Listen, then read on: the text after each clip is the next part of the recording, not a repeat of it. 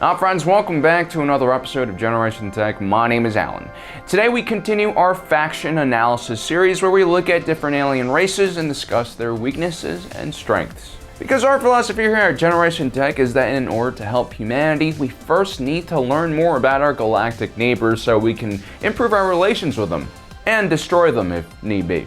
Now, we already covered the Umbaran people, otherwise known as the Shadow People, which apparently is racist, but only if you say it directly to their face. Now guys, don't forget to hit that subscribe button down below and check that video out after you watch this one. Today we'll be looking at the Twilek race. Or is it Twilek? We're just gonna say Twilek. Anyway, we're gonna be looking at this race's cultural, technological, and biological weaknesses and strengths.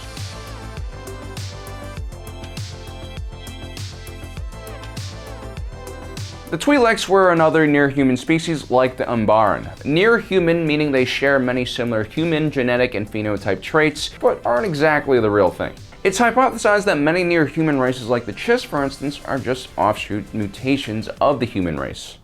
Enlightening. The Twileks, otherwise known as tailheads, which apparently is offensive, so be careful when you use that term, are easily recognized by their Leku tentacle-like appendages that dangle from their head. Most Twileks had 2 Lekus, although some individuals were known to have up to 4. The Leku is an extremely important part of Twilek culture. The Leku is built into Twilek communication and language, and its subtle movements could be read by other Twileks. It was said that Twileks could actually communicate without talking at all just by using their Lekus. Which is why slavers actually put headgear on Twileks so that they couldn't communicate in this fashion. Generally speaking, male Twileks had longer and fatter Lekus compared to females. Other than that, Twileks were more or less similar to humans from the head down, although they did have a wider range of skin colors when compared to humans. Lethan Twileks were considered extremely rare and desirable and had red skin. Twileks were also usually thinner and more agile than humans, although there are definitely individuals who were a bit heftier. They also naturally had a higher body temperature than humans. Male Twileks were known to sharpen their teeth into a dagger-like shape, which could be relatively dangerous. The average human male has 171 pounds of force behind their bite, so combine that with sharp teeth and that can be quite a deadly weapon. Another way to distinguish a female and male Twilek is by their ears. Female Twileks had 2 cone-shaped protuberances on the side of their heads, while males had more human-like ears. Twilek was also one of the few alien races that could procreate with humans successfully. Kanan Jarrus and Harrison Dula had a kid at the end of the Rebels cartoon series. Twileks were omnivores, which meant that they could eat both meat and vegetables. On their homeworld, they liked to eat local game and also different types of mushrooms and fungi. They also had multiple stomachs, which allowed them to process all different types of food.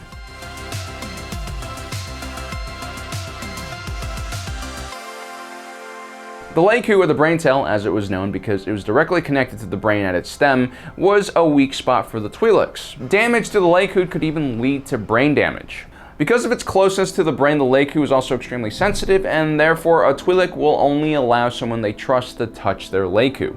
So if you really want to piss off a Twilek, mess with their Leku or even pull down on them, because that really hurts. Now, because of their similarity to humans, expect them to have all the same weaknesses and organ placements as we do.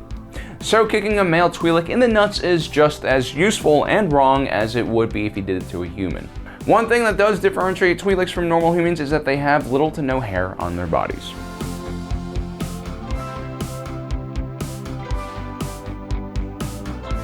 Now, Twileks have basically been screwed over by almost everyone in galactic history. This isn't due to some natural genetic weakness though. It's more that their spawn planet just didn't have a lot of things going for it. Roloth was a wild world in the Outer Rim. While its terrain and environments were varied, they were all usually very extreme. One giant forest covered the entire equator and was home to large packs of terrifying predators. There was also incredibly strong storms and wind planet-wide. This is why most Twilek cities were built underground or in more protected areas. Their civilization spent so much time trying to survive that they never really advanced to a higher technological level.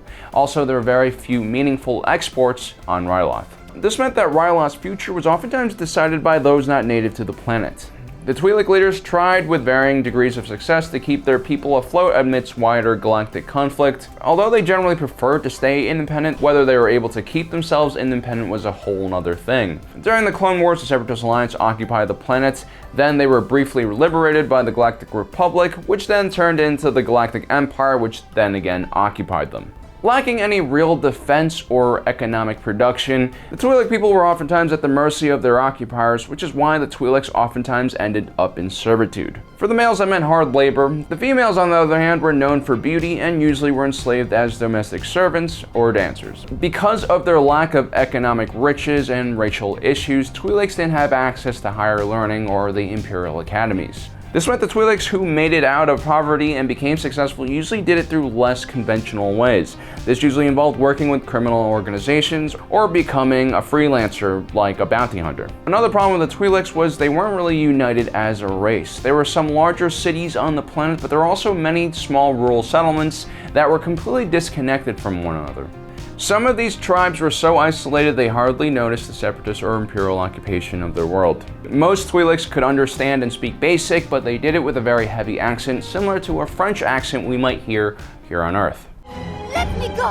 While it definitely made Twilek women seem more exotic, the accent was oftentimes associated with lower intelligence, especially amongst core world employers. And because of that, Twileks oftentimes faced discrimination in the workplace. Because of how difficult life was on their homeworld, Twileks rarely ever refused an opportunity to eat, which led to some weight gain issues when Twileks traveled off-world to richer planets. This issue was further compounded by the fact that by Twilek standards, corpulence equaled wealth and higher social status.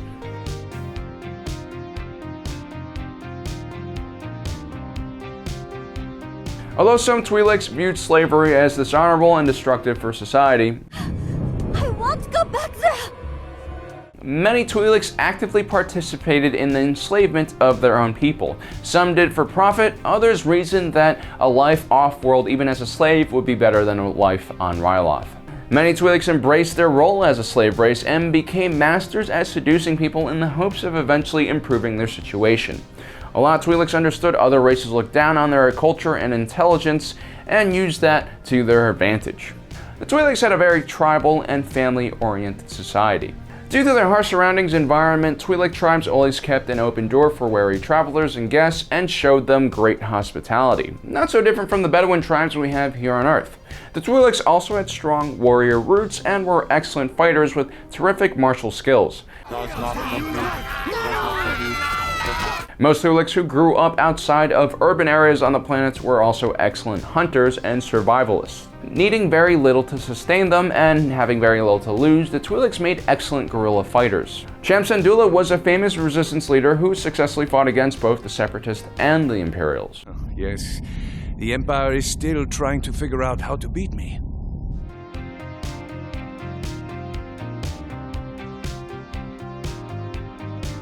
The Twileks had very little industrial capacity or advanced technology. Therefore, they mainly depended on more advanced species to provide them with things like ship speeders and even more common things like blasters. Most Twileks were still using slug throwers and riding beasts when the Republic came and started supporting the Twilek resistance with modern weapons. During peacetime, Ryloth's main exports were world spice and Twilek slaves. They used these products to get whatever they couldn't build themselves. This doesn't mean that the Twileks weren't capable of using more advanced machines though. They were quite intelligent and capable. Some were excellent pilots. The Free Ryloth movement was able to take down Emperor Palpatine and Darth Vader's Imperial Star Destroyer just using old Separatist droid starfighters and space mines.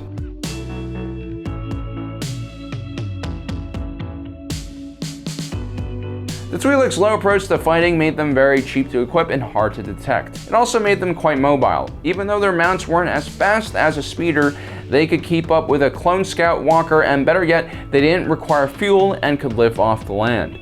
Their hit-and-run attacks were extremely efficient and effective against larger forces like the Separatists and the Empire. So when approaching a Twilek, never underestimate them, even if they are a slave.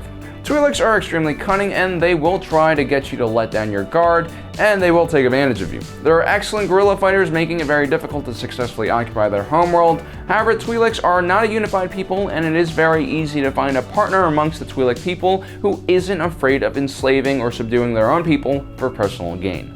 So guys, those are the strengths and weaknesses of the Twilek people. Let me know in the comment section below what you thought about this video. Also, let me know what other races you would like to see us cover. Don't forget to subscribe, hit that notification button so you don't miss out on the rest of the series. As usual, thanks for joining us today. If you're watching this, you are Generation Tech.